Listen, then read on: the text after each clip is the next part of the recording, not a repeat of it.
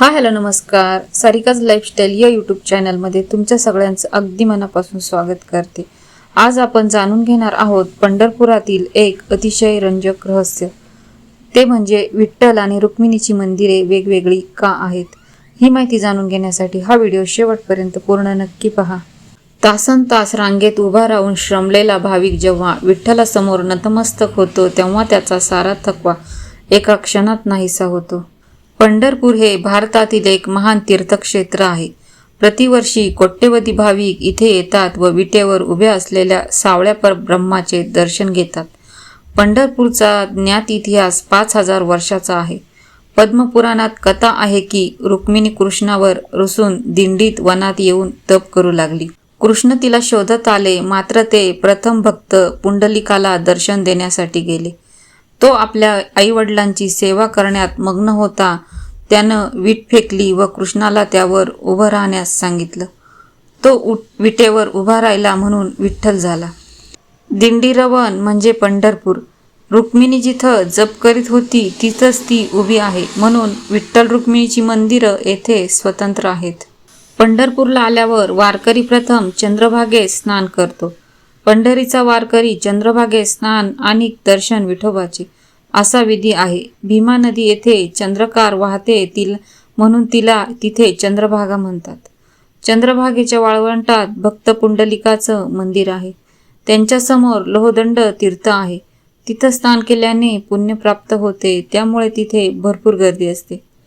वाळवंटात अनेक संतांच्या समाध्या आहेत. पुंडलिकाचं दर्शन करून महाद्वार घाटानं वारकरी महाद्वारात येतात. मंदिराच्या बाहेर संत चोखामेळांची समाधी आहे. संत नामदेवांनी मंगळवेढ्याहून त्यांच्या अस्थी आणून विठ्ठलाच्या आदेशावरून मंदिराच्या द्वारात ही समाधी बांधली. तेथे नमस्कार करून मग वारकरी मंदिराच्या पायऱ्या चढू लागतात. पहिल्या पायरीला नामदेव पायरी म्हणतात. इथे नामदेवांच्या घरातील 14 लोकांची समाधी घेतल्याची कथा सांगितली जाते. इथे संत नामदेवांचा पितळी मुखवटा आहे. त्याला नमस्कार करून भक्त पायऱ्या चढून मंदिराच्या सभामंडपात प्रवेश करतात. हा सभामंडप लाकडी असून उंच व भव्य आहे. त्यात दगडी दीपमाळ, गरुड हनुमंत मंदिर, दत्त मंदिर आहेत. समर्थ रामदासांनी प्रतिष्ठापित केलेला उभा मारुती आहे. तसंच संत प्रल्हाद महाराज बडवे यांची समाधी असून प्रवेशद्वारावर नगारखाना आहे. तिथून वारकरी पायऱ्या चढून विठ्ठलाच्या हेमाडपंथी दगडी मंदिरात येतो. तिथं एका खांबाला चांदी मडवलेली आहे. त्याला गरुडखांब असं म्हणतात. या खांबाला भक्त आलिंगन देतात. त्यांच्या शेजारी गोल शिळा आहे. तिला रंगशिळा म्हणतात. संत नामदेव तिथं उभे राहून कीर्तन करीत असत. त्यांच्या छतावर सुंदर व रेखीव मूर्ती आहेत. तिथून वारकरी आतल्या चौखांबी मंडपात जातो. तिथं प्रवेशद्वारावर पुन्हा जय विजय आहेत. उत्तरेला संत भानुदास महाराजांची समाधी आहेत.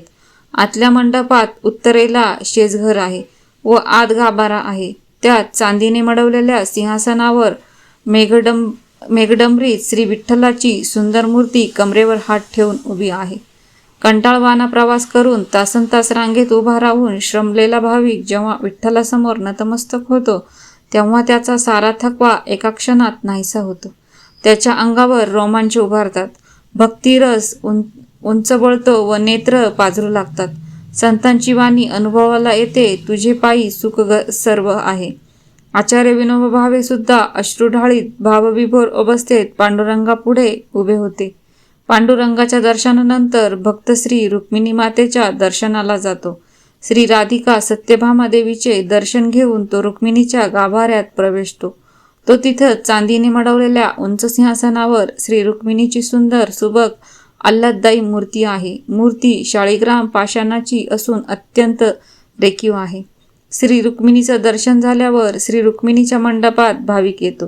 तिथे प्रख्यात चित्रकार श्री कल्याण शेटे यांनी काढलेली श्री सुंदर रुक्मिणीची स्वयंवरावरील अप्रतिम सुंदर चित्रमालिका पाहण्यात भाविक गुंग होऊन जातो. आषाढी कार्तिकी भक्तजन येथे पंढरपूरचा महिमा संतांनी वाढविला. महाराष्ट्र, आंध्र, कर्नाटक राज्यात पांडुरंगाचे महान भक्त होऊन गेले. त्यामुळे या राज्यातून लाखो वारकरी पंढरपूरला वारीसाठी येतात. विशेषतः कानडी भक्त मोठ्या संख्येने पंढरीच्या वारीला येतात. पूर्वी पंढरपूर कर्नाटकातच होतं.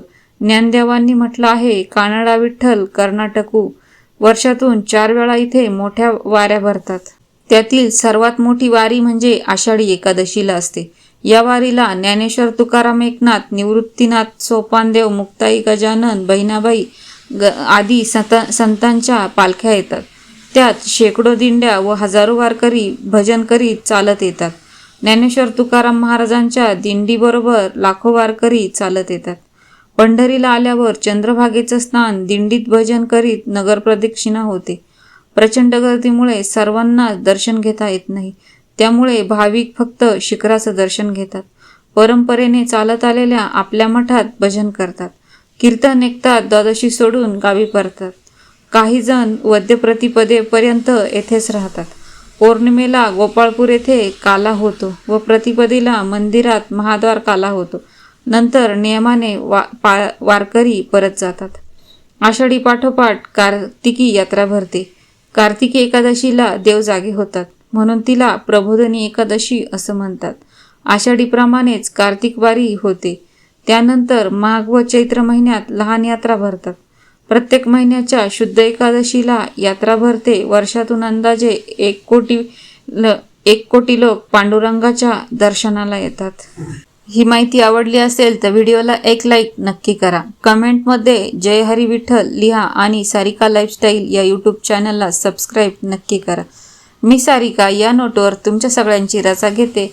भेटूया पुन्हा अशाच आध्यात्मिक धार्मिक माहितीसह पुढच्या व्हिडिओमध्ये. तोपर्यंत सगळ्यांना रामकृष्ण हरी.